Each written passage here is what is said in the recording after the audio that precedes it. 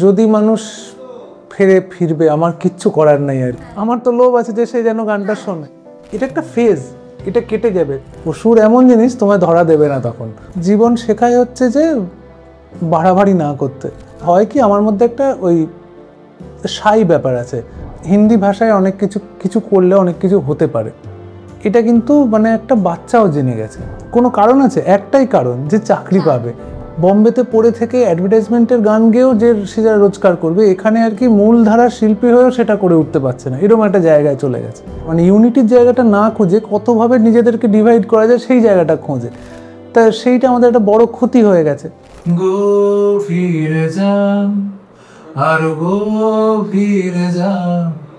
ভয় আকার ভয় আকার রশ্মি লিখবো না বিএইচএ করে ইংরেজি স্ক্রিপ্ট, রোমান স্ক্রিপ্টে লিখে দেবো। আমাকে কিন্তু রোমান স্ক্রিপ্টটাই বাঁচতে হয়েছে। আমরা এগুলোর দাস। মানে মানুষে কতটা ধান্দাবাজ হতে পারে যে একটা সামান্য নম্বরের জন্য 15 নম্বর বেশি পাওয়া যাবে, 30% 40% অফ দ্য রোজগার আর কি চলে যাবে হচ্ছে চাইল্ড এডুকেশনে। সেটা সবাই মেনে নিয়েছে এবং কি ঘোড়ার ডিম শিখছে তাতে কেউ জানে না আর কি। দারুণ শিল্পী কিন্তু একদমই ভালো মানুষ নন। আমার লেখা, আমার সুর, সেটার এই সময়েরই ছাপ থাকবে। ওটা আমার বাঁ হাতে লেখা গান বলা যেতে পারে। বহু মানুষের চাকরি যাবে না, আমি কোনোভাবেই আমার বিকেলগুলো কিউবিকেলে বসে কাটাতে চাই না। নমস্কার, এডিটর জি বাংলার আড্ডা ঘরে আজকে যিনি আছেন তার আলাদা করে পরিচয় দিতে হয় না। যিনি বাঙালিকে প্রথম শিখিয়েছিলেন যেটা ছিল না সেটা না পাওয়াই থাক, সব পেলে নষ্ট জীবন। আমাদের সঙ্গে আড্ডায় অনুপম রায়। নমস্কার, আপনাকে এডিটর জি বাংলার আড্ডা ঘরে স্বাগত। অনুপম দা, আমাদের প্রত্যেকের জীবনে অনেকগুলো পরিচয় থাকে, অনেকগুলো পরিচয় নিয়ে আমরা বাঁচি। কোনো পরিচয়ের ওপর কোনো সময় আলো বেশি করে পড়ে। অনুপম রায় যখন সকালবেলা ঘুম থেকে ওঠেন, কোন পরিচয়টা সবচেয়ে আগে মাথায় আসে? মানে গীতিকার, না সুরকার, না লেখক, না গায়ক অনুপম রায়? দেখো, এরমভাবে তো মানুষ ভাবে না। তবে সকালের কথা যখন বললে, যেহেতু আমার পেশার মধ্যে একটি পেশা গান পরিবেশন করা, গান শোনানো মানুষকে, তার ফলে একটা চর্চার প্রয়োজন হয়, যেটাকে বলে গলা সাধা। তাই সকালে উঠেই যদি বলো, তখন নিজেকে একটু গায়ক ভাবতেই ভালো লাগে, যখন তানপুরাটা চালিয়ে রেয়াজে বসি আমি। বাহ। আর এই প্রসঙ্গে আমার মনে পড়লো যে আমাদের বাঙালির কাছে এখনো শিল্পী বলতে একটু খামখেয়ালি, একটু অগোছালো, একটু বেহিসেবি এরকম ইমেজ আছে। শিল্পী অনুপম রায়ের অনেক সাক্ষাৎকারে আমরা শুনেছি এবং আমরা বুঝিও যে অনুপম রায় খুব ডিসিপ্লিনড। তো এইটা কি একটা মিথ যে শিল্পী হলেই তাদের জীবন তাদের ডিসিপ্লিন থাকবে না, একটু অগোছালো হবে, খামখেয়ালি হবেন? কঠিন বলা। এগুলো আসলে কোনো সেট রুল হয় না যে একটা নিয়মেই সবাইকে বেঁধে ফেলা হবে। এগুলো মানুষের ভাবতে সুবিধা হয় যে কালো মানে খারাপ, সাদা মানে খুব ভালো, এরকম তো হয় না। যার ফলে শিল্পী মানেই তাকে এই আচরণ করতে হবে তার কোনো মানে নেই, আর সেই আচরণ করলেই সে শিল্প করতে পারবে তারও কোনো মানে নেই। যার ফলে আমি বরাবর ডিসিপ্লিন ওয়েতে বড় হয়েছি আর কি। আমার বড় হওয়াটাই ওরকম। এবং আমার এগুলো তো হঠাৎ করে রাতারাতি হয় না। এটাতে বাবা মার একটা অবদান থাকে, স্কুলের একটা অবদান থাকে, এবং যে মানুষটার ওপর সেটা যাকে বলা হচ্ছে তারও একটা অবদান থাকে। আমি যদি ছোট থেকে খুব অবাধ্য হতাম বা ছোট থেকে মানে ওই বেহিসাবি হতাম, তাহলে আমাকে কেউ কিছু করে উঠতে পারতো না। আমার মধ্যেও একটা ইচ্ছে ছিল আর কি। এবং আমি যেটা মানে এগুলো তো ঠেকে শেখে মানুষ, কাউকে বলে কিছু হয় না আর কি। তা আমি দেখতাম যে রেগুলার কিছু করলে আর কি সেটার একটা উন্নতি হয়। এবং আমি যদি রোজ 1 ঘন্টা পড়ি, রোজ 1 ঘন্টা লিখি, রোজ 1 ঘন্টা অঙ্ক করি, সেটার একটা আমি গ্রাফ দেখতে পেতাম যে এটা ওপর দিকে যাচ্ছে। তা সেইটা আমার ছোটো থেকেই মাথায় ঢুকে গেছিলো যে এক জিনিস রেগুলার করা, রোজ একটা পদ্ধতিতে থাকলে মানে অনেক কিছুতে উন্নতি করা যায়। তা সেইটা আমি ভালোবেসেছি এবং শিল্পী হয়েছি। এবার শিল্পী হওয়া তো মানে কখন একটা মানুষ শিল্পী থাকে না, কখন সে হয়ে যায় কেউ তো জানে না। তুমি বলতে পারো যে বিখ্যাত হওয়ার পরে আর কি তাকে শিল্পী বলে চিহ্নিত করা হলো, কিন্তু সে মানুষটা তো একই ছিল। হ্যাঁ, এবার আর ডিসিপ্লিনের কথা যখন বললে, ডিসিপ্লিন লাইফ লিড করলে যেটা হয়, অনেক কাজ করা যায়। আমি একটা শব্দ, তুমি কর্পোরেট জগতে আছো, তুমি ভালো করেই শুনবে, সেটা হচ্ছে টাইম ম্যানেজমেন্ট। এবং টাইম ম্যানেজমেন্ট তাই নিয়ে কোর্স হয়, তোমাদের হয়তো ট্রেনিং প্রোগ্রাম অ্যাটেন্ড করতে হবে, এই করতে হবে যে কী করে টাইম ম্যানেজ করে। তো এইগুলো তো ডিসিপ্লিন একটা বড় ব্যাপার আর কি। আর এগুলো ছোট থেকেই ছিল। আমি দেখতাম যে অনেকের খুব অসুবিধা হতো যে 4টের থেকে 6টা বিকেলে খেলা, 6:30 থেকে পড়তে বসা। এবার এই 4টের থেকে 6টাটা আমি যদি টাইমে করতে পারি, আমি 6:30 থেকে এক্স্যাক্টলি পড়তে বসতে পারবো। তাই এইভাবে আমি জীবনটা দেখতাম আর কি। কিন্তু যদি কারোর 6টাতেও খেলাটা না শেষ হয় এবং সেটা যদি এগোতে থাকে এবং তার খেলা হয়তো ফিজিক্যালি শেষ হয়েছে, তার মেন্টালি সে এখনও খেলছে, তাহলে কিন্তু তার 7:30 8টা অবধি খেলাটা চলবে আর কি। তখন আরেকটা জিনিস ক্ষতিগ্রস্ত হবে। তা জীবনে অনেক কিছু করার জন্য মানে টাইমকে, এটা হচ্ছে মূল ডিসিপ্লিন। আরেকটা ব্যাপার হচ্ছে টাইমের সদ্ব্যবহার, যেটা টাইম ম্যানেজমেন্ট বলছিলাম, যে ওই তো 24টা ঘন্টা, তার মধ্যে আমার 8-9 ঘন্টা ঘুমিয়ে নষ্ট হচ্ছে, আমি একটু বেশি ঘুমাই। বাকি যে সময়টা, সেটাকে কি করে আমি ম্যাক্সিমাইজ করব, যে আমি এই মানে কোন ঘন্টায় কিভাবে মাপলে আর কি দিনটা ইউটিলাইজড হবে বলে মনে হয়, সেইভাবে আমি চলি আসলে। কিন্তু এই যে 4টে থেকে 6টা, এর মধ্যে নিশ্চয়ই গান আসবে বা গান এসছে? সেটা হয় না। গান বা শিল্পর জন্মের ক্ষেত্রে যদি বলো যে একটা শিল্প কী করে জন্মাচ্ছে, একটা কবিতা কী করে জন্মাচ্ছে, এটা কিছুতেই টাইমের মধ্যে হয় না। এগুলো মানে মেকানিক্যাল কোনো কাজ খুব সহজে হয়। এইবার শিল্পের ক্ষেত্রে যেটা হয়, প্র্যাকটিসের একটা ব্যাপার থাকে। সেইখানে কিন্তু খুব ক্রিয়েটিভ কিছু নয়, মানে আমাকে রেয়াজ, যে 4টের থেকে 6টা রেয়াজ, সেখানে আমি জাস্ট এক জিনিস রিপিটভাবে করে যেতে হবে। গিটার হোক, গান হোক, পিয়ানো হোক, সব কিছু, সেটার পদ্ধতি আছে আর কি, সেইটা করা যায়। কিন্তু তুমি যদি কিছু তৈরি করতে চাও, একটা সুর ভাবছো তুমি আজকে 4টের থেকে 6টার মধ্যে একটা সুর করবে, ও সুর এমন জিনিস তোমায় ধরা দেবে না, তখন ও অন্য একটা সময় ধরে।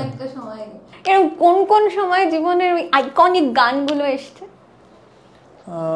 আইকনিক গান যদি বলো, আমাকে আমার মতো থাকতে দাও দিয়ে শুরু করা যেতে পারে। যে তখন আমি ব্যাঙ্গালোর শহরে থাকি এবং আমার মনে আছে আমার বন্ধুদের সাথে কোথাও একটা খেতে যাওয়ার আছে দুপুরে। এবার সকাল থেকেই এই শ্যুটটা রাত্রির থেকেই হচ্ছিল ঘুমোতে যাওয়ার আগে, কিন্তু সকালবেলা উঠে ওই শব্দগুলো, ওই শ্যুটটা মানে প্রচণ্ডভাবে আমাকে মনে হচ্ছে আমার এখন গানটা লিখতে হবে। এবার গানটা লিখতে গেলে আমার সমস্যা হচ্ছে, আমার চান করতে দেরি হবে, চান করতে দেরি হলে আমার খেতে যেতে দেরি হবে, সেখানে হয়তো ওরা সবাই অপেক্ষা করবে। কিন্তু কি করব, সেই অবস্থায় আমি কোনো রকমে শুরুটা করেছি। কারণ এগুলো তো আর কি একসঙ্গে অনেক কটা শব্দ, একসঙ্গে অনেক কটা বাক্য, সুরগুলো হু হু করে বেরোচ্ছে, সেটা লিপিবদ্ধ করে আমার ভয় তখন অত রেকর্ড করতাম না আমি আর কি, আমার ভয় হচ্ছে আমি ভুলে যাব।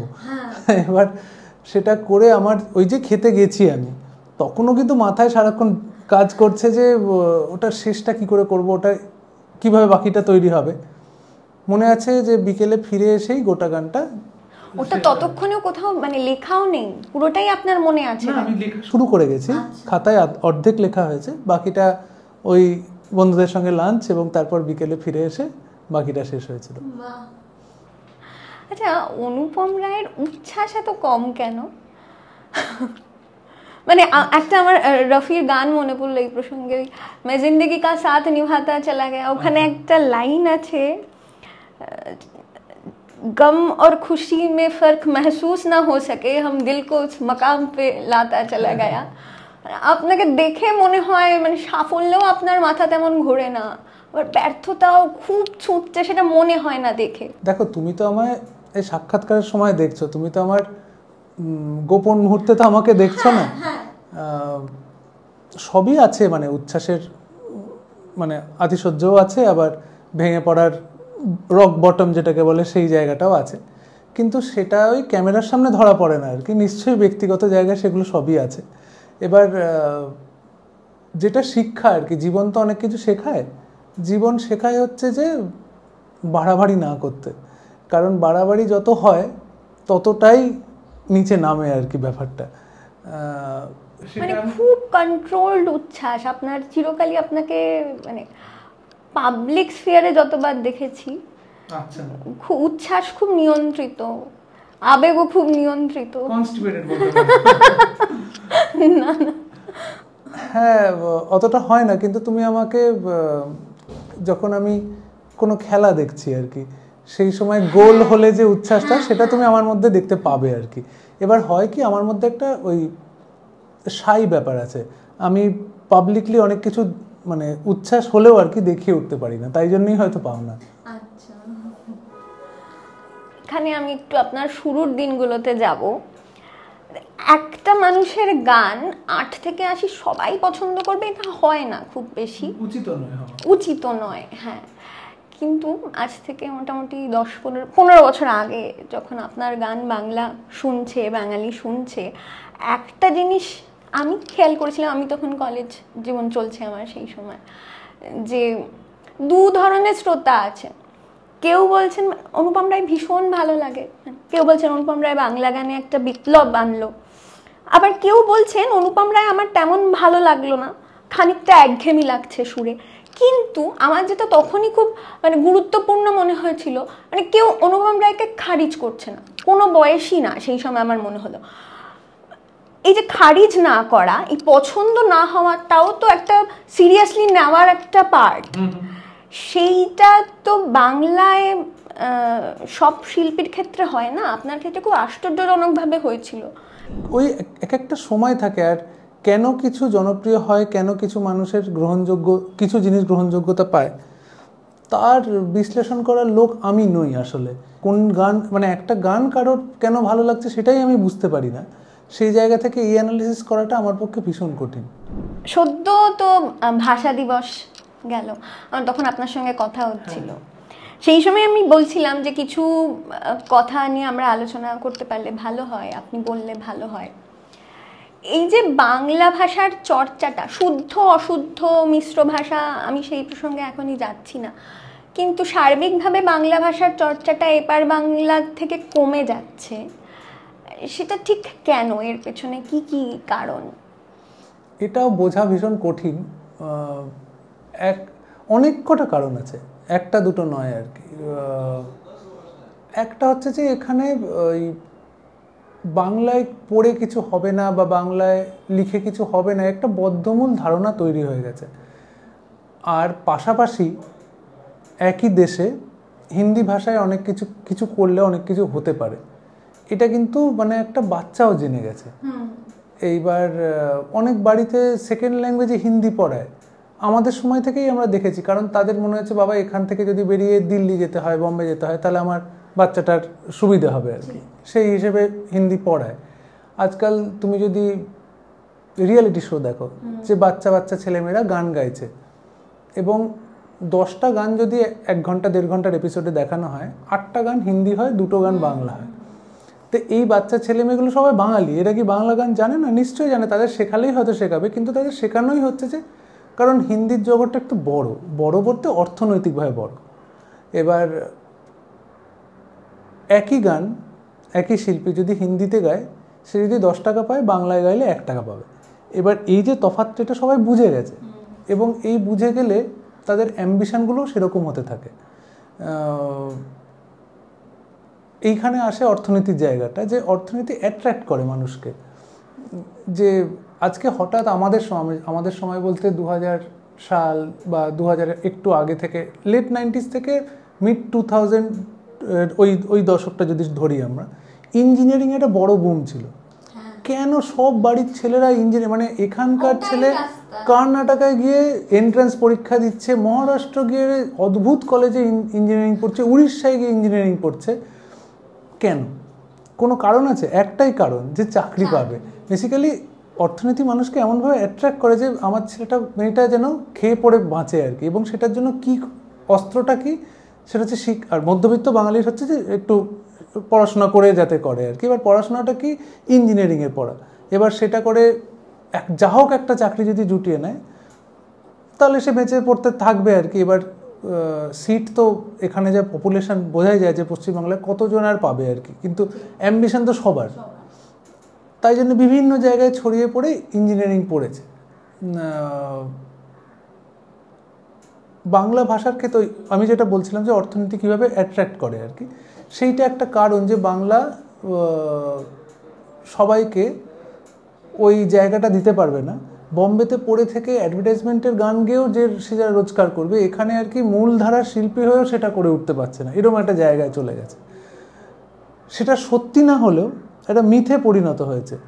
এবং যে গান গাইতে পারে, যে ধরো একজন মিউজিশিয়ান ভায়োলিন বাজায়, তার তো সত্যি কিছু যায় আসে না সে কোন ভাষায় বাজাচ্ছে।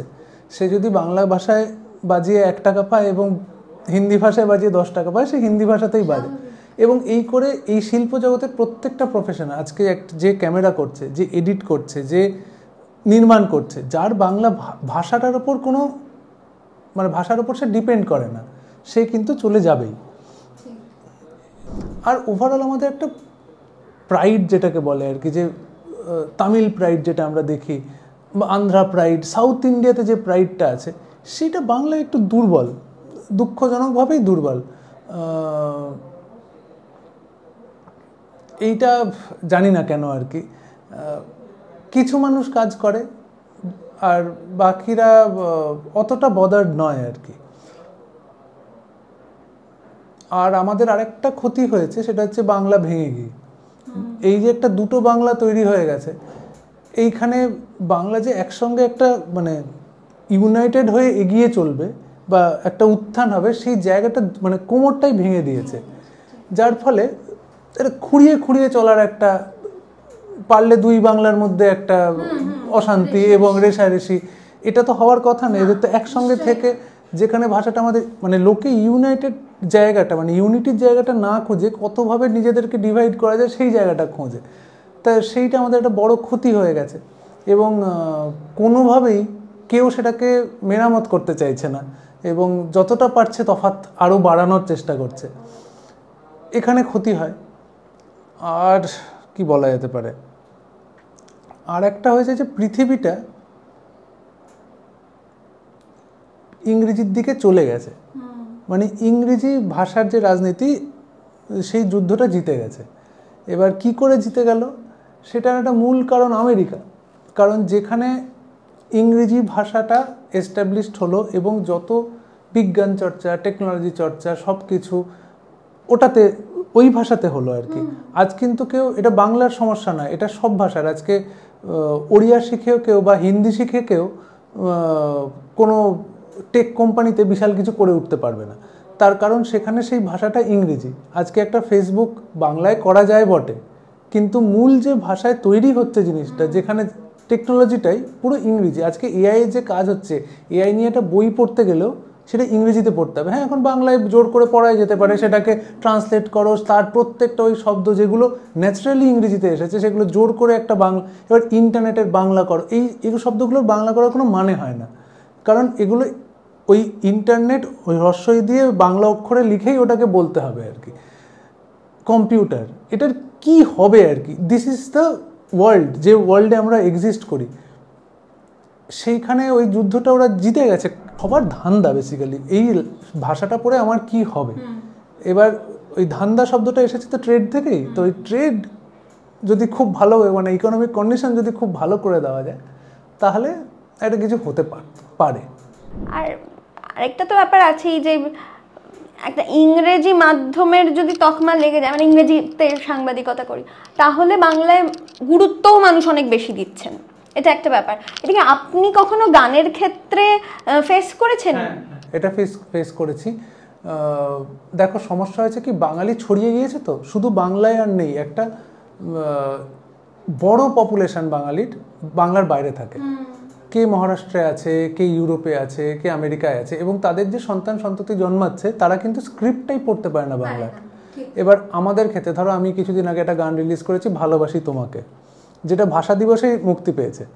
এবার এখানে আমি বাংলা নিয়ে এত বড় বড় কথা বলি, কিন্তু আমাকে যখন আমি এটা রিলিজ করতে যাচ্ছি যে কি টেক্সটে লিখবো, ভয় আকার ভয় আকার রশ্মি লিখবো না বিএইচএ করে ইংরেজি স্ক্রিপ্ট রোমান স্ক্রিপ্টে লিখে দেবো, আমাকে কিন্তু রোমান স্ক্রিপ্টটাই বাঁচতে হয়েছে, কারণ আমি যা ফিডব্যাক পাই যে অর্ধেক লোক পড়তেই পারে না ওটাকে, এবং ওদের কাছে এটা একটা অদ্ভুত অক্ষর হয়ে দাঁড়ায় আর কি। আজকে যদি ওড়িয়া অক্ষর দেখি আমি বা কানাডা অক্ষর দেখি, আমরা তো স্কিপ করে যাই যে এটা আমি পড়তে পারছি না। বাংলার ক্ষেত্রেও সেরকম একটা পপুলেশনের কাছে সেরকমই হয়েছে, পড়তেই পারে না। এইবার কিন্তু সে পড়তে পারে না বলে কি আমার গানটা শুনবে না? আমার তো লোভ আছে যে সে যেন গানটা শোনে, যার ফলে আমাকেও বাধ্য হয়ে রোমান হরফে লিখতে হচ্ছে। নিজের নাম, আর্টিস্টের নাম কি ভাষায় যাওয়া উচিত? বাংলায় গান করছি, বাংলায় যাওয়া উচিত, কিন্তু ইংরেজিতে দিলে অনেক বেশি মানুষ পড়তে পারছে। যে ইংরেজি অতটা জানেও না সেও অনুপম রায় পড়ে নেবে আর কি, ইংরেজি লিখে দেবে। তৈরি করার ক্ষেত্রে ওটা খুব আমাদের সাংবাদিকতার ক্ষেত্রেও ইম্পর্টেন্ট হয়ে যাচ্ছে। এবার আচ্ছা, মানে তুমি একটা ফেসবুক পেজ খোলা, একটা টুইটার হ্যান্ডেল করো, তুমি বাংলায় আইডি দিয়ে খুলতে পারবে? সম্ভব তো নয়। এবং ভবিষ্যতে যা আসতে চলেছে, এখন ইনস্টাগ্রাম চলছে, ইনস্টাগ্রামে তুমি মানে কি বলবো আর কি, মধুমন্তী ম দিয়ে লিখবে না, তুমি ইংরেজি টেক্সট ব্যবহার করেই লিখবে। এবং ভবিষ্যতে যে প্ল্যাটফর্মগুলো আসবে সেগুলোও ইংরেজিকেই চাইবে আর কি। দ্যাট ইজ ওয়ান ল্যাঙ্গুয়েজ আর কি, ওয়ান স্ক্রিপ্ট, ওয়ান ল্যাঙ্গুয়েজ, যেটা একটা গ্রাস করছে সব কিছুকে। একে ভাঙা বিশাল মুশকিল। মানে তাহলে আবার একটা আমাদের মানে অন্য রেভলিউশন লাগবে সেটা করার জন্য। যাক, সেটা তুমি বলছিলে যে শিল্পী হিসেবে কি করতে হয়। এবার হঠাৎ যদি দেখা যায় যে পৃথিবীর সব পাল্টে যাচ্ছে, একটা নতুন ভাষা আসছে, চাইনিজ ভাষা আসছে, তখন আমরাও দেখবো ভালোবাসি তোমাকে, ওইটাকে আমি চাইনিজে লেখার চেষ্টা করছি, আমার নামটাকেও চাইনিজ হরফে লিখছি যাতে আরেকটু বেশি লোক পড়তে পায়। সুতরাং আমরা এগুলোর দাস। একটু অন্য প্রসঙ্গে আসি, আমি যদি খুব ভুল না করি আপনি নিজে ইংরেজি মাধ্যম স্কুলে পড়েছেন। হ্যাঁ, আমাদের সময়ে বা তার একটু আগে পর্যন্ত বাংলা মাধ্যম স্কুলে পড়ার চল তো ছিল, মধ্যবিত্ত উচ্চ মধ্যবিত্ত বাড়ির ছেলেমেয়েরা বাংলা মাধ্যম স্কুলে পড়তেন। এখন তো সেই চলটা একেবারে কমে গেছে। হ্যাঁ, কিন্তু আপনাদের সময়ে একজন ছেলে সেন্ট পলসে বোধহয় পড়তেন আপনি, হ্যাঁ, সেন্ট পলসের একটি ছেলে 6, 7, 8, 9-এ বাংলায় গান লিখছে, গল্প লিখছে, কবিতা লিখছে, সেটা কি আপনি কি ব্যতিক্রম ছিলেন? আচ্ছা, কোনো মানে প্রশ্নই নেই আর কি, কারণ আমার ক্লাসে কেউ বাংলায় উৎসাহী ছিল না। আমার উৎসাহটা মূলত আমার বাড়ির জন্য, আমার মায়ের জন্য, আমার বাবার জন্য ঠিক বলবো না, কারণ বাবা সারা জীবন, বাবা মানে আমার দাদু আর্মিতে ছিলেন, যার ফলে বাবার বড় হওয়াটা দিল্লিতে। বাবা শিখে গেছিল বাংলা স্ক্রিপ্ট, বাবা যথেষ্ট পড়েছে বাবা বাংলা, কিন্তু বাবার সেকেন্ড ল্যাঙ্গুয়েজই হিন্দি ছিল, যেহেতু দিল্লিতে বড় হয়েছে। এবার মা হচ্ছে প্রচণ্ড যে ফ্যামিলি থেকে আসছে আর কি, আমার দাদু হচ্ছে বাংলার অধ্যাপক, সে বাংলা ব্যাকরণের বই লেখে, এবং বাড়িতে সারাক্ষণ একটাই তারাশঙ্কর, বিভূতিভূষণ, এরা গ্রেট স্টলওয়ার্ড, এদের প্রশংসা হচ্ছে, রবি ঠাকুরকে নিয়ে হচ্ছে আলোচনা হচ্ছে, আমার মাসিদের সঙ্গে রবীন্দ্র নজরুল নিয়ে ঝগড়া লেগে যাচ্ছে দেখছি। তাই এইগুলো আমায় মোটিভেট করেছিল, এবং আমার মাই আমায় বাংলা পড়াতো। যেটা সাকসেসফুলি করতে পেরেছেন উনি, সেটা হচ্ছে যে বাংলার প্রতি আমার একটা ভালোবাসা জন্ম দিতে পেরেছিল, এবং আমি বাঙালি হিসেবে বা আমার বাংলা নিয়ে এটা খুব গর্ব ছিল। এটা ফলস, ছোটোবেলার তো সেই ব্যাপারটা মানে অতটা সিরিয়াসলি নেওয়ার কিছু নেই, কিন্তু সামহাও আমার একটা ওই বরাবরই ওই জায়গাটা ছিল। এবং পরবর্তীতে যখন দেখতাম আরও মানে অল্টারনেটিভ হওয়ার তো একটা ইচ্ছে থাকে ছোটো থেকে, মানে আমার ছিল আর কি, যে ব্যতিক্রমে কি করে হওয়া যায়, যে সবাই যেটা করছে না আমি সেটা করবো। তো সবাই বাংলাকে পাত্তা দিচ্ছে না, তা আমি বাংলা, লোকে তো এইভাবে নম্বর দেখতো না, যে মানে আমি দেখেছি কীভাবে লোকে সাবজেক্ট চুজ করতো, যে বাংলা নেব না হিন্দি, হিন্দিতে 100-এ 80-85 দেয় ওই টিচার, বাংলায় 60-70-এর বেশি পাওয়া যাচ্ছে না, তাই জন্য আমি হিন্দি নিচ্ছি যাতে আমি নম্বর, মানে এই ধান্দাবাজ বলে না মানুষ, যে কতটা ধান্দাবাজ হতে পারে যে একটা সামান্য নম্বরের জন্য 15 নম্বর বেশি পাওয়া যাবে, কারণ সে তো দেখছি টোটালে আমাকে 1000-এ কিছু একটা পেতে হবে আর কি, তাই জন্যে ওটা। এবার আমরা এভাবে ভাবিই না আর কি, বাংলা যদি কম নম্বরই দেয়, 56ই দেয়, সেটা যদি ক্লাসের হাইয়েস্ট হয় তাও সেটাই নেব আমি, কারণ আমার ভাল লাগে সেটা।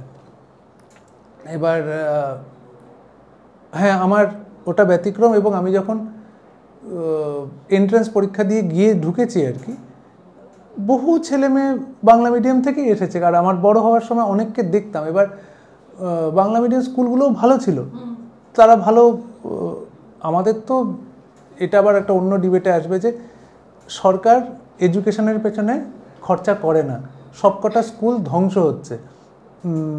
প্রসঙ্গ থেকে একটু সরে গেলাম, কিছু মনে করো না। কারণ এগুলো নিয়ে কথা হওয়া একটু দরকার। যে আমার বাবা মা কিন্তু দুজনেই সরকারি স্কুলের প্রোডাক্ট। যদি আমি বলি, আমার বাবা কেন্দ্রীয় বিদ্যালয়ে পড়েছে, মা মুর্শিদাবাদে বড় হয়েছে, সেখানে বহরমপুর গার্লস কলেজ, কাশীশ্বরী বিদ্যালয়, এই স্কুলগুলো একদম বাংলা মিডিয়াম স্কুল এবং সরকারের অনুদানে চলেছে। এবং এরা যা শিক্ষা পেয়েছে, কিছু বাজে শিক্ষা পেয়েছে, কিছু ভুল শিখেছে তা তো না। যে টিচাররা পড়িয়েছে তারা ঠিকঠাক পড়িয়েছে, কারণ ওটা হচ্ছে স্বাধীনতার পরবর্তী যুগ, যখন সরকার চাইছে শিক্ষা পাক লোকজন এবং ওয়েলফেয়ার যেটাকে বলে আর কি, যে এস্টাবলিশ করা হোক, স্কুল আরও হোক। এমন হচ্ছে মাদের যখন কলেজ হচ্ছে, মা পলিটিক্যাল সায়েন্স পড়ছে, এবার প্রফেসরই নেই, ডিপার্টমেন্টটা সবে হয়েছে, কারণ প্রফেসর তো রাতারাতি জন্মায় না। এই সাবজেক্টগুলো তখন নতুন ছিল আর কি। তার লেকচারার হয়তো কলকাতা থেকে কখনো ট্রাভেল করে সেখানে বলতে যাচ্ছেন আর কি, পার্মানেন্ট স্টাফ নেই, কিন্তু সরকার চেষ্টা করছে আর কি। সেইটা ওভার দ্য ইয়ার্স আর কি একটু ধ্বংস হয়েছে। এখন কোনো ভালো গভর্নমেন্ট স্কুল যেখানে আর কি, মানে আমাদের জেনারেশন থেকে যেটা দেখছিলাম আর কি, যে আমার কন্টেম্পোরারি কোনো ছাত্রছাত্রীরা গভর্নমেন্ট স্কুলে যায় না, কারণ ধরেই নেওয়া হয়েছে গভর্নমেন্ট স্কুলে কিছু পড়ানো হয় না। কেন হলো এটা? কারণ সরকার চায় না ঠিক মতো করে, যে আমাদের সরকারের প্রচুর টাকা, কিন্তু ভারতের অর্থনীতি মানে যেভাবে ট্যাক্স কালেকশন যা হয় অনেক টাকা ওঠে, কিন্তু স্কুল প্রায়োরিটি নয় কোনোদিনই। গোটা শিক্ষা ব্যবস্থাটার 12টা বেজেছে, গোটা দেশে বেজেছে এটা। এবং এটাতে সাফার করছে হচ্ছে আজকে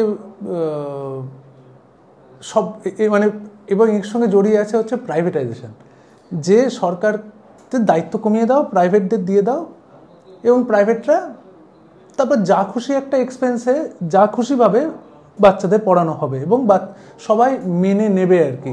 একটা লোকের 30% 40% অফ দ্য রোজগার আর কি চলে যাবে হচ্ছে চাইল্ডস এডুকেশনে, সেটা সবাই মেনে নিয়েছে।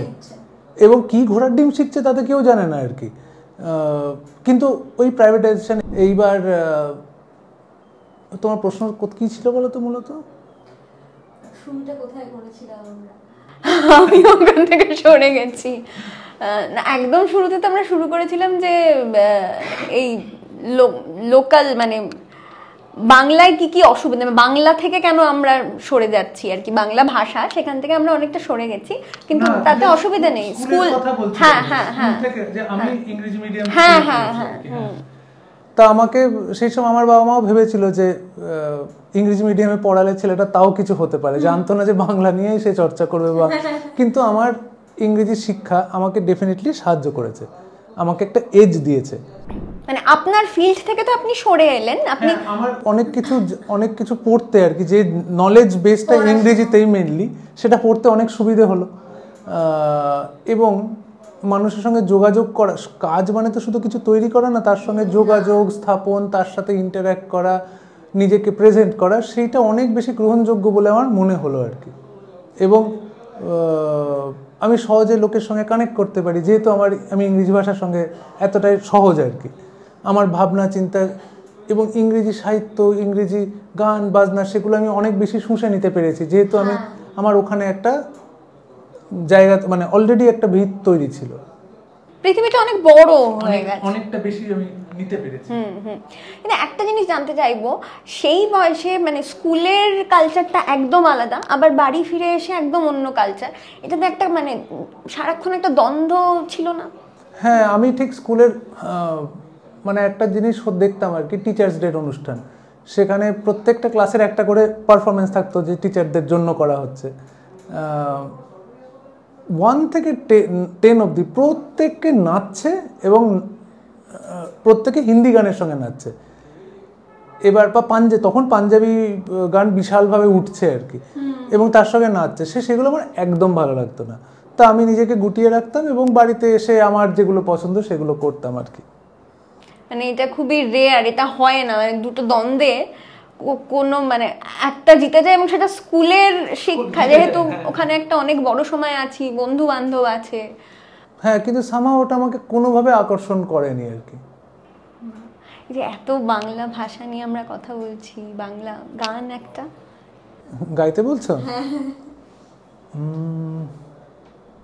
গভীরে যাও, আরো গভীরে যাও, গভীরে যাও, আরো গভীরে যাও, এই বুঝি তল পেলে ফের হারালে, প্রয়োজনে ডুবে যাও। ধন্যবাদ। একটা গানের কথা আমার খুব মনে হলো, মানে ছোটবেলা থেকেই, ছোট না মানে কলেজ জীবন থেকেই ভাবতাম যে ফিরিয়ে নিয়ে চলো তিস্তানে। তিস্তানটা কি? ও, তিস্তান আমার বাড়ির নাম। আচ্ছা, আপনার ডাক নাম? বাড়ির নাম না, আমার বাড়ির নাম। হ্যাঁ হ্যাঁ। এবার এটা বাড়ির কোনো দেয়ালে তুমি লেখা পাবে না। আচ্ছা। এটা মেনলি হোম সিকনেস থেকে এই গানটা তৈরি হয়েছিল। আমি যখন ব্যাঙ্গালোর শহরে চাকরি করতে যাই, তা আমার ওই বয়সেই যে কেন এত নস্টালজিয়া বা এইসব জন্মেছিল আমি জানি না। তা আমার বাড়ি ফেলে আসা পথঘাট, সেগুলোর কথা খুব মনে পড়তো। এবং আমি কোনোভাবেই মানে বারবার চেষ্টা করতাম বাড়ি ফেরার। সেইটা আমার প্রচুর গানে ওই আকতিটা আছে। এবং তখন আমি ইনফ্যাক্ট 2004-এ যখন আমি চলে যাচ্ছি শহর ছেড়ে, তখন আমি দীর্ঘক্ষণ জানলার বাইরে তাকিয়ে পাশের বাড়ির দেয়ালটার দিকে তাকাতাম এবং ভাবতাম যে এই দেয়ালটা আমি আর কোনোদিন দেখতে পাবো না, আমি তো চলে যাবো, অন্য শহরে থাকবো। তো এগুলো খুব নাইভ, খুব ছেলে মানুষই বলা যেতে পারে। কিন্তু ওইখান থেকেই তখন তিস্তান বলে একটা গান আমি তৈরি করেছিলাম কলকাতা থেকে ব্যাঙ্গালোর যাওয়ার আগে। সেটার নাম ছিল তিস্তান 1। এবার বাড়ির নাম দিলাম, যে এই বাড়িটা আমার নিজের বাড়ি নাম আমি তিস্তান দিলাম, যেখানে আমি এতটা সময় বড় হয়েছি। তারপর ব্যাঙ্গালোর শহরে গিয়ে আমি তিস্তান 2 লিখলাম, যেটা তুমি শুনেছ। তিস্তান 2টাই রিলিজ হয়। তিস্তান 1 এতটাই চাইল্ডিশ লেখা যে ওটা কোনোদিন রিলিজ হয়নি, হয়তো হবেও না। কিন্তু ওই বাড়ির নাম তিস্তান এবং সেখানে একটা ফেরার জায়গা। এবং পরবর্তীতে ভেবেছি যে বাড়ি তো ঠিক নয়, এটা বাড়ি তো হ্যাঁ একটা কনসেপ্ট, এবং মানুষজন দিয়ে বাড়িটা ডিফাইন্ড হয় আর কি। সেই একটা মানুষের জায়গা যেখানে সে, ইংরেজিতে একটা কথা হলে ইউ ফিল অ্যাট হোম আর কি, and home is wire the heart is. এবার ওই জায়গাটা হচ্ছে তিস্তান। হয়তো আপনি কখনো কোনো সাক্ষাৎকারে বলেওছেন বাড়ির নাম, কথা কিভাবে বদলে বদলে যায়। মানে আমাদের কলেজ লাইফে বাড়ির নামটা হয়তো আমরা ভেবে নিয়েছি আপনার ডাক নাম। আমরা সবাই ওই সময় যার যা ডাক নাম ফিরিয়ে নিয়ে চলো, আমরা ওটাই। এবার বাঙালি বাড়িতে ডাক নামগুলো না খুব বলার মতো হয় না, মানে ডোডো, ডিঙ্কা, পাপাই কিছুতেই আসছে না। সবাই লেখার চেষ্টা করছি আমরা সেই সময়। তো একটা সময় কি আমার মনে হতো তিস্তানটা একটা ইউটোপিয়ান কিছু। এখন আমি বুঝলাম যে ওটা একটা ইউটোপিয়ান জায়গা, যেখানে মানুষ ফিরলে মনে হয় যে সারাদিন তো তুমি চাকরি করছো, হাজারটা সমস্যা, রাস্তায় বেরোলেই সমস্যা, কিন্তু তখন মনে হয় যে একটা কোথাও যেখানে আমি পৌঁছালে শান্তি পাবো, সেই জায়গাটা হচ্ছে তিস্তান। ওই গানটা সেই সময় ভীষণ ছুঁয়েছিল আমাকে। আর ওই সময় একটা শ্রীরামপুরের দোকানের নাম হয়েছিল তিস্তান। হ্যাঁ, আমি পরে দেখেওছিলাম, একটা লাল রঙের তার উপর সাদা দিয়ে লেখা বলে। আমরা ওই সময় কাজে আমাকে যেতে হতো শ্রীরামপুরে। আমি নেমে ভাবছি আমি জিজ্ঞেস করবো যে এটা কোথা থেকে তিস্তান না, শব্দটা তো আমি আগে কোনোদিন শুনিনি, গানে প্রথম শুনেছি অনুপম রায়ের গানে। সেই সময় তিস্তানটাকে নিয়ে কত ভেবেছি কি হতে পারে এটার মানে। একটু সিরিয়াস প্রশ্নে আসছি, সেটা হচ্ছে আমার মনে হয় আপনাকে দেখে অনুপম রায় একজন রাজনৈতিক মানুষ, কিন্তু রাজনীতির মানুষ নন। মানে এই যে আপনি দলীয় রাজনীতি থেকে অনেকটা দূরে, মানে এইটাই কি একটা স্ট্রং মেসেজ, নাকি এটা একটু সাবধানী সিদ্ধান্ত? দেখো, এক একজন মানুষের মধ্যে একটা স্কিল থাকে।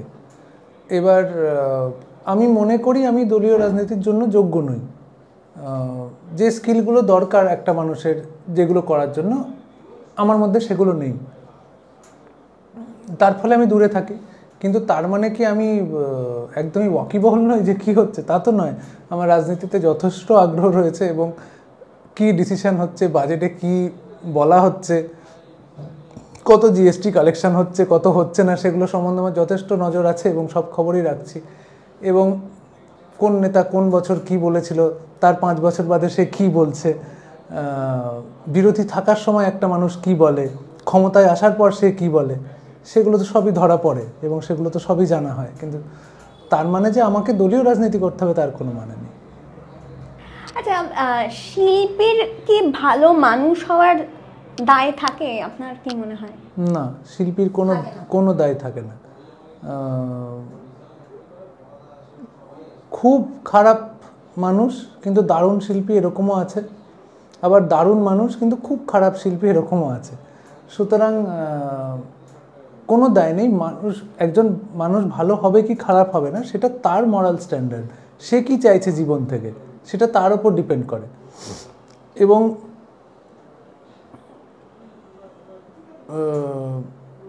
শিল্পীর ক্ষেত্রে তার মূল জায়গাটা হচ্ছে শিল্পটাকে লালন করা বা সেটার যত্ন নেওয়া এবং সেটাকে প্রকাশ করা। ট্যালেন্ট তো কোন মানুষের মধ্যে থাকবে কোন মানুষের মধ্যে থাকবে না কেউ জানে না, এবং এরকম উদাহরণই বেশি যেখানে দারুণ শিল্পী কিন্তু একদমই ভালো মানুষ নন। সেক্ষেত্রে কি ইতিহাসটাকে কিভাবে মনে রাখবে এটা শিল্পীরা মাথায় রাখেন?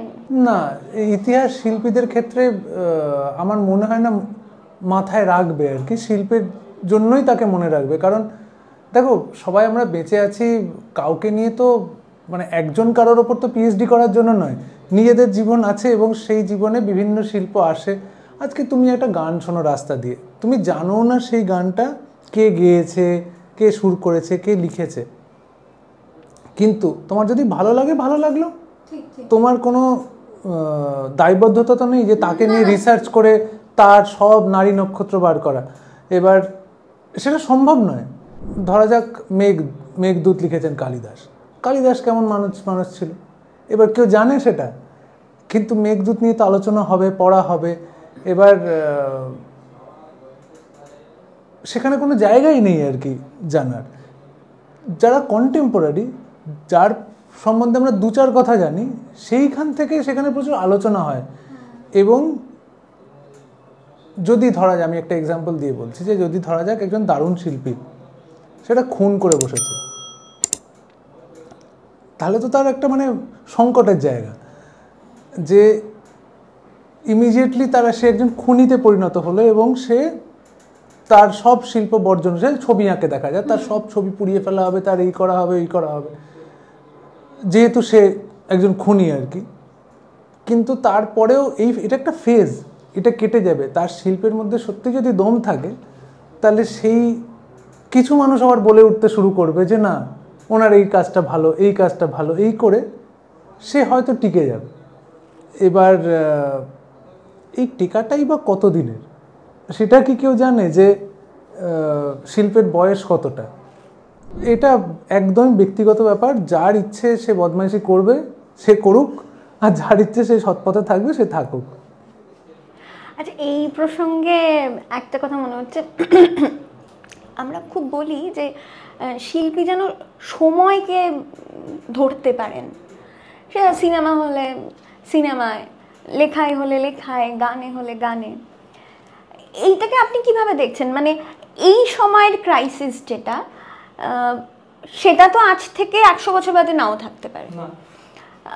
সেক্ষেত্রে আবার আরেকটা প্রশ্ন আসছে, তাহলে কি গানটা কালজয়ী হলো না? কালজয়ী ব্যাপারটা এত কঠিন না, কত কাল হলে সেটা জয়ী হবে আর কি। এখন সময়টা ভীষণ ফাস্ট চেঞ্জিং, প্রচন্ড। আগে যেটা 20 বছর 25 বছর লাগতো একটা ট্রেন্ড আসতে, সেটা আর 5 বছরের ট্রেন্ড চেঞ্জ হয়ে যায় এখন। এবং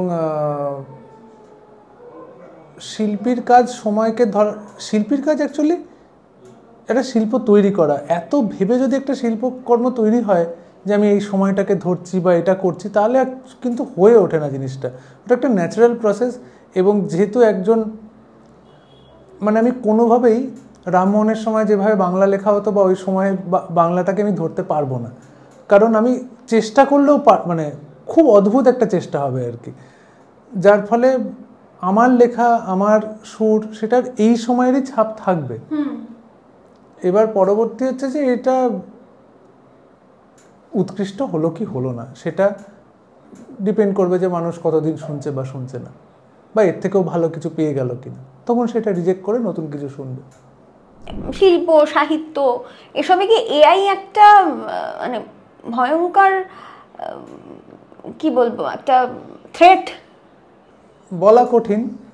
যা শোনা যাচ্ছে যে বহু মানুষের চাকরি যাবে, একটা ওই ডিসরাপটিভ টেকনোলজি বলে না, তো এই এআই সম্ভবত একটা ডিসরাপটিভ টেকনোলজি হবে যে অনেক কিছু রাতারাতি পাল্টে দেবে, এবং আমাদের পৃথিবী হয়তো রেডি নয় সেগুলোর জন্য, এত দ্রুত সেগুলো হবে। এবার আমি সেভাবে আমার কাছে যেটা হচ্ছে, আমি যদি বন্ধু হিসেবে দেখি যে আমাকে অ্যাসিস্ট করবে কিভাবে, যদি অ্যাসিস্ট করতে পারে আমার ভালোই লাগবে, এবং আমি মাঝে মাঝে সাহায্য নিও। তবে কি বলবো, এআইকেও তো মানে রিসেন্টলি যা দেখছি যে এআইকেও করাপ্ট করা যায়। আমি ভাবতাম এক সময় যে এআই মেশিন যেহেতু, তার মধ্যে একটা বায়াস থাকবে না কোনো রকমের, সে সোজা কথা বলতে পারবে, তা কিন্তু ব্যাপারটা দেখা যাচ্ছে এটা একটা তো মেশিন লার্নিং, মানে তাকে তো মানুষই শেখাচ্ছে, মানুষই তাকে ভুলভাল শেখাচ্ছে। এবার তাকে যদি ভুলভাল শেখানো হয়, সে আর কি করে আনবায়াস থাকবে, তার মধ্যেও তো একটা বায়াস তৈরি হয়ে যাবে। যেরকম এই ডিপসিক নিয়ে কিছু দেখছিলাম আর কি, যে চায়নার ইতিহাসটা ডিপসিককে অন্যভাবে শেখানো হবে, যার ফলে সে অন্যভাবে চায়নাকে চেনাবে। সুতরাং খুব জটিল একটা জায়গা। তবে আমাদের শিল্পের ক্ষেত্রে হবে যদি সাহায্য করতে পারে আমাদের। আপনাকে সাহায্য করা একরকম ব্যাপার, আমি বলছি আমরা যারা সাধারণ মানুষ, শ্রোতা, অনুপম রায়ের গান শুনি, আমরা হয়তো কোনো একটা গানের কাছে বারবার ফিরে যাচ্ছি, সেখানে আশ্রয় পাচ্ছি বলে। সেটা না হয় আজকে আমি উড়ে যাকে ঘুম আমার শুনে যে আশ্রয়টা আমি পাচ্ছি, আমি বারবার ফিরতে চাইছি, আজকে যদি কেউ বাড়ি ফিরে এসে তার মতো কাস্টমাইজড, তার সিচুয়েশন, তার এগুলো বুঝিয়ে এআই টুলকে দিয়ে একটা গান বানিয়ে সেটার কাছে ফেরে রোজ, সেই ভয়টা হয়, মানে এটা কোনো দিন হবে? যদি মানুষ ফিরবে আমার কিচ্ছু করার নাই আর কি। যদি একটা প্রজন্ম আসে যারা ওই এআই সাউন্ডটা পছন্দ করে, এমনিতেই তো আমরা দেখি যে কত মানুষের কত রকমের রুচি। ভোজপুরি গানের এক ধরনের ভোকাল ট্রিটমেন্ট হয়, যেখানে গলাটা অটো টিউন বা একটা কিছু দিয়ে অদ্ভুতভাবে ঘুরিয়ে দেয় আর কি, সেইটার একটা শ্রোতা আছে। আবার সেইটা শুনে একদল মানুষ বলছে না আমার এটা ভালো লাগছে না। এবার এআই জেনারেটেড যে ধরনের গান হবে সেটার আবার একটা শ্রোতা তৈরি হবে, এই করে চলবে আর কি। এই যে সময়টা এত দ্রুত বদলে যাচ্ছে, মানে এখন তো মোটামুটি এটাকে আর সোশ্যাল মিডিয়ার জামানাও বলছে না, ইনস্টা রিলেই গানগুলো শোনা যাচ্ছে। এইরকম একটা সময় আজ থেকে 5-10 বছর বাদে কোনোদিন অনুপম রায় কি এই ভয়টা পান যে অপ্রাসঙ্গিক হয়ে যেতে পারেন?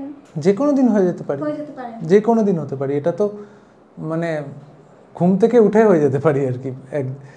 এবং এই ভয় বলো বা এটা তো থাকেই, এটা যে কোনো শিল্পীর মধ্যে থাকে, কারণ আমরা তো যখন শুরু করেছিলাম এতটা হাততালিতে অভ্যস্ত ছিলাম না, এতটা স্পটলাইটে অভ্যস্ত ছিলাম না, হঠাৎ করে পেয়ে গেছি।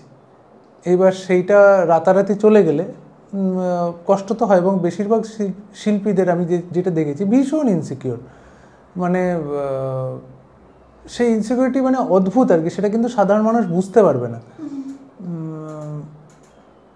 সেইটা সবার মধ্যেই কম বেশি থাকে। এবার অপ্রাসঙ্গিক যে কোনো দিন হয়ে যেতে পারি। তখন মানে সারভাইভ করার একটা কোনো বিকল্প ভাবনা, কি করবেন, কোনোদিন ভাবেন এরকম কিছু? বিকল্প মাঝে মাঝে মনে হয় বিকল্প একটা কিছু ভাবা উচিত, কিন্তু সমস্যাটা হচ্ছে আমি এই সাহিত্য চর্চা, শিল্প চর্চার বাইরে না আর খুব একটা কিছুতে আমার স্কিল ভালো নয় আর কি। এবার আমি যে অন্য কিছু একটা করবো, কি করব? আর যে একবার চাকরি ছেড়েছে সে আর কোনোদিন চাকরিতে ফিরবে না, মানে আমি কোনোভাবেই আমার বিকেলগুলো কিউবিকেলে বসে কাটাতে চাই না। এবং সে যা যন্ত্রণা যে একসময় করে বেরিয়েছে আর কি, সে জানে, যার ফলে চাকরিতে ফেরা আমার মুশকিল। আর কি করা যেতে পারে? তুমি এই সাক্ষাৎকারটা আবার পরে নিও, তখন আরেকটু ভেবে বলবো। আমরা আমাদের আড্ডার প্রায় শেষের দিকে এসে গেছি। শেষটা একটা মানে গান দিয়েই আমি করব, কিন্তু তার আগে আমি আমার খুব মনের কাছাকাছি একটা প্রশ্ন করতে চাই। আমার মনে হয় শিল্পীর কাছে তার সৃষ্টিগুলো তো সন্তানের মতো। সন্তানের জন্মে যেমন খুব আনন্দ আছে, আবার একটা অদ্ভুত প্রসব যন্ত্রণাও আছে। আপনার সব গান সবার কাছে একই রকম জনপ্রিয় তো হয় না, হওয়াটা স্বাভাবিকও না। হয়তো আপনার মনে হয়েছিল দারুণ, কিন্তু মানুষ নিল না। এইটার যন্ত্রণাটা কেমন? এটা একটা হতাশার জায়গা, কারণ আমি তো সবসময় মনে করছি যে আমি যেটা বানাচ্ছি, যেটা তৈরি করছি, তাকে সবাই আদর দিয়ে বড় করবে। কিন্তু যখন দেখি যে না, উপেক্ষিত হচ্ছে, খুব একটা পাত্তা পাচ্ছে না, তখন তো একটু দুঃখ হয় আর কি। কিন্তু জীবন শেখায় যে ওই তুমি যেটা বললে যে কোনো উচ্ছ্বাসই খুব বেশি না হয় এবং কোনো ভেঙে পড়াই খুব মারাত্মক ভেঙে পড়া না হয়, মানে ওভাবেই তো চলে মানে আমি চলি আর কি, যার ফলে অত আশাও রাখি না। এবং আমি খুব মানে একদম বুঝে উঠতে পারি না যে এই গানটা মানুষের কেন ভালো লাগলো।